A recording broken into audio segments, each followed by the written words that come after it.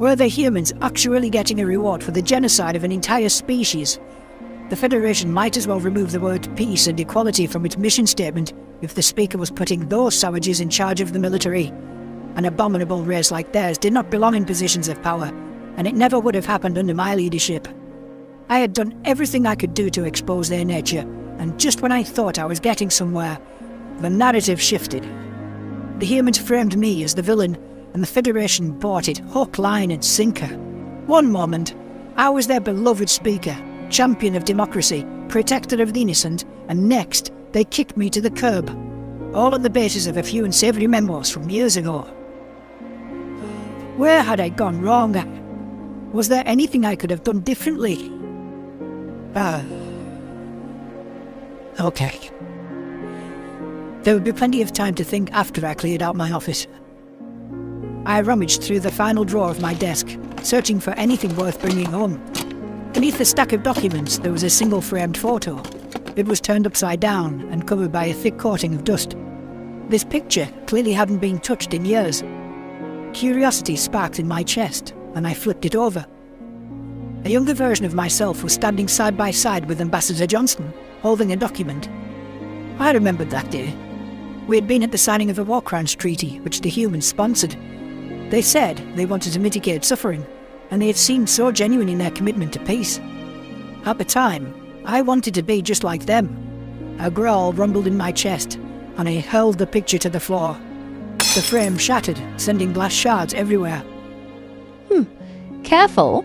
You wouldn't want to step on that while you're leaving this office for the last time at that.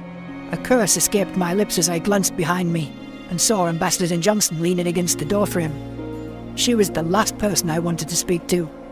I had no idea how long she'd been there, but her smirk suggested she had seen enough. Come to gloat. You got what you wanted. Just leave me be, I spat. The human disappeared, and for a brief moment I thought she might actually leave me alone. Instead, she returned with a broom and a dustpan and began mopping up the glass shards. I clenched my teeth, repulsed by her proximity. You and your filthy species ruined everything. My life, my government, my job. It's not that bad. Lots of positions out there to fill, she chirped. You know, I heard they're hiring at Galaxy Mart. I could see it. You in a nice green vest stocking shelves. The look would really suit you. Oh, fuck off. Get out of here, I screeched. Ambassador Johnson snickered, and then, at last, departed from my office. I picked my box up off the floor and looked around the room a final time. This was supposed to be my life, but somehow it had been taken away. It didn't matter though. I would earn back the fickle citizen support by spreading the truth about the humans to anyone who would listen. Maybe I could make a blog or float around as a guest on the talk shows. Whatever it took to get the message across. There was a knock on the door and my skin prickled with annoyance. That was a human gesture to request entry, which meant Ambassador Johnson had come back. Wonderful. Stupid human, you've had enough fun. I'm on my way now, I muttered.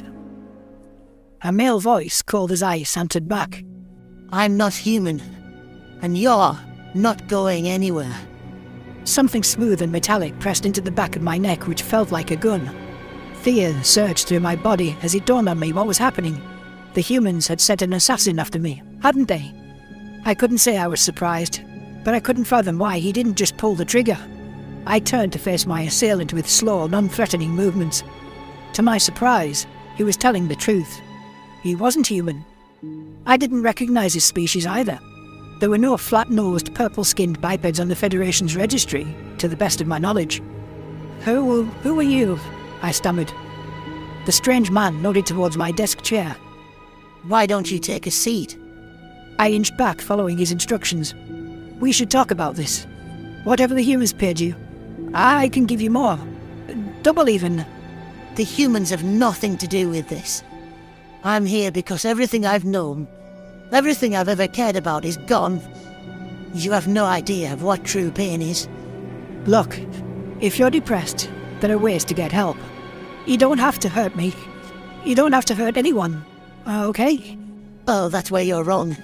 I'm the last survivor of my species. Someone has to pay for that. Something clicked in my head. although it sounded ludicrous. How could anyone have survived a supernova? "You're a devourer," I whispered. His facial muscles twitched. Don't like that word. My name is BM. Okay then, BM, listen to me. The humans were set on genocide from the beginning. There was nothing I could do. I forced a sympathetic expression onto my face. It was difficult to think with a gun pointed at my head, but I knew I needed to redirect his anger. Commander Rykov is the one you want. He's here, in the building. He killed your people, not me. No. I needed to understand why this had happened, and it all leads back to you. Rykov tried to rescue us, but you sabotaged the stealth ships. In fact, with your sabotage, you tried to force the humans to kill us, he said, voice shaking with anger. They could have finished evacuating my planet if they didn't need a detour to deal with you. If you didn't start a civil war, and if they didn't need to repair their ship after. Ultimately, you are responsible. It wasn't like that. You don't understand. I needed them to slip up, so the entire universe could see their true face in all of its ugliness. The humans have been conning the galaxy for centuries, while they plot and build up an arsenal to kill us all. It was a calculated risk to save the Federation from an evil you can't fathom. A calculated risk? Is a planetary extinction event some minor sacrifice to you? You are the evil one. You don't deserve the nitrogen you breathe. Say goodbye to your miserable existence. It seemed that talking BM down was out of the question. The Devourer had a crazed look on his face. His veins were about ready to pop out of his neck. His finger was hovering over the trigger as he tried to hold the gun steady. I wanted to call for help, but it would take me out as soon as I reached my holopad. Barring a miracle, this seemed like it would be the end. The door swung open and Ambassador Johnson waltzed in, looking at a piece of paper. Ula, old pal, I had some time on my hands, so I drafted up a resume for you. Take a look. The human glanced up, and the colour drained from her face as she spotted the gun. I wasn't sure whether to beg her for help, or to talk BM into shooting her instead.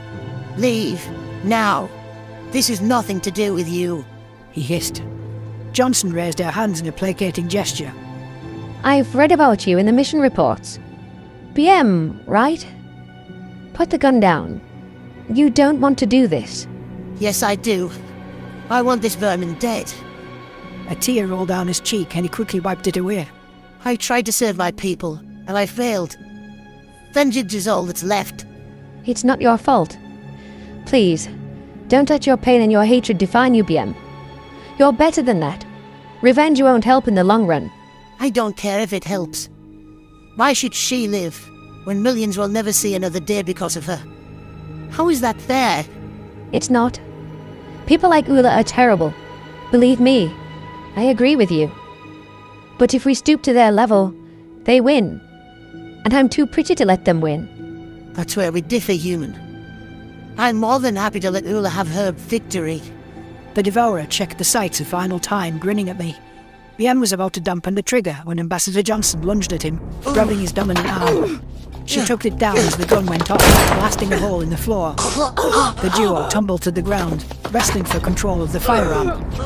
My mind was reeling as I stared at the skirmish. Why was the Ambassador trying to help? This was her chance to get rid of me without any blood on the hands of the Terran government. Humans were supposed to enjoy carnage anyways. There was no reason for her to put herself in the line of fire for a sworn enemy. Ambassador Johnson twisted at his wrist, trying to loosen his grip on the gun. BM reached out with his free arm and picked up a stray shard of glass from the floor. With a swift motion, he jabbed it into her thigh. The human yelped in pain, and her lapse in concentration allowed the Devourer to break free.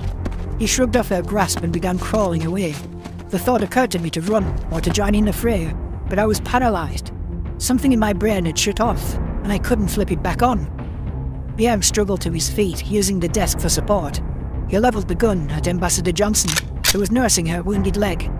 Crimson blood had soaked through her navy blue pants, turning them purple.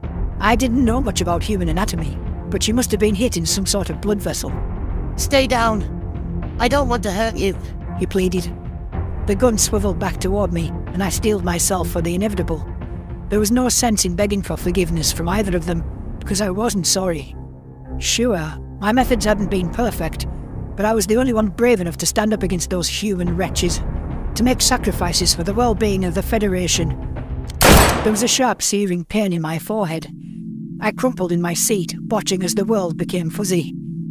It was also grainy. So out of focus. I was dimly aware, in the recesses of my consciousness, of BM running from the scene of the crime. My ears registered the words of Ambassador Johnson, calling for help on a holopad. But I was too far gone to process anything but the cold sensation washing over my body. Nothingness overtook my senses, and I sank into the arms of the void.